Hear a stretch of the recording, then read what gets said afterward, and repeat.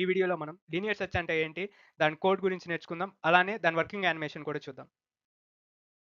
Linear search అనేది చాలా easy and very simple searching algorithm. ఇది ఎలా వర్క్ అవుతుందంటే, ఇచ్చిండే లిస్ట్ స్టార్టింగ్ నుండి టార్గెట్ ఎలిమెంట్ ఫైండ్ అయ్యే వరకు సీక్వెన్స్గా ప్రతి ఎలిమెంట్ని విజిట్ చేస్తుంది అనమాట.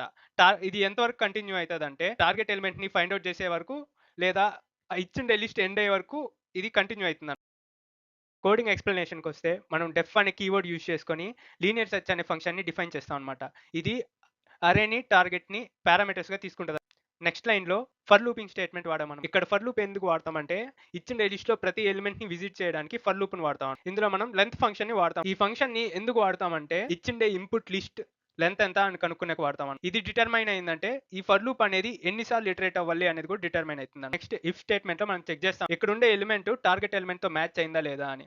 ఒకవేళ మ్యాచ్ అయింది అంటే ఆ ఎలిమెంట్ యొక్క ఇండెక్స్ ఇస్తుంది. మ్యాచ్ అవ్వలేదంటే -1 అనేది ఫంక్షన్ కోడ్ పంపిస్తుంది. ఈ ఫస్ట్ పార్ట్ అనేది ఫంక్షన్ పార్ట్ అను. నెక్స్ట్ మనం కోడ్ ఇన్పుట్ పార్ట్ చూద్దాం. ఇక్కడ మనము లిస్ట్ ని అరే లోపల ఇస్తున్నాం. నెక్స్ట్ టార్గెట్ ఎలిమెంట్ ని మనం ఫైండ్ అవుట్ చేస్తున్నాం. నెక్స్ట్ మనం ఈ లీనియర్ సెర్చ్ ఫంక్షన్ ని కాల్ చేస్తున్నాం అనమాట.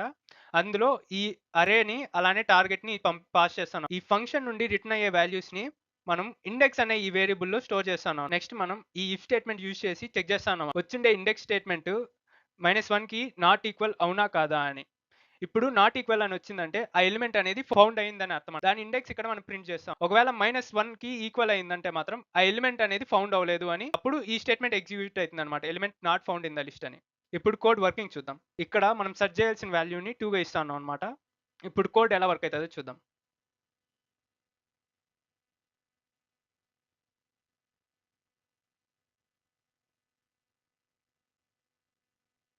ఇక్కడ చూసుకున్నట్టయితే ఫస్ట్ అరేలోకి ఎంటర్ అయ్యి సీక్వెన్స్గా ప్రతి ఎలిమెంట్ని కంపేర్ చేసుకుంటూ టార్గెట్ ఎలిమెంట్ని రీచ్ అయ్యాక దాని ఇండెక్స్ని రిటర్న్ చేసింది అనమాట. ఇక్కడ ఈ విధంగా లీనియర్ సెర్చ్ వర్క్ అవుతుంది. ఫైనల్గా ఎగ్జిక్యూషన్ చూసే ముందు మా కంటెంట్ మీకు నచ్చినట్టయితే, అలానే ఇంటర్వ్యూస్లో టెక్నికల్ రౌండ్లో అడిగే డిఎస్ఏ కోడింగ్ క్వశ్చన్స్ని క్రాక్ చేయాలన్నా, పైథాన్ ప్రోగ్రామింగ్ లాంగ్వేజ్ని ఫ్రీగా నేర్చుకోవాలన్నా వెంటనే ఈ ఛానల్కి సబ్స్క్రైబ్ చేయండి.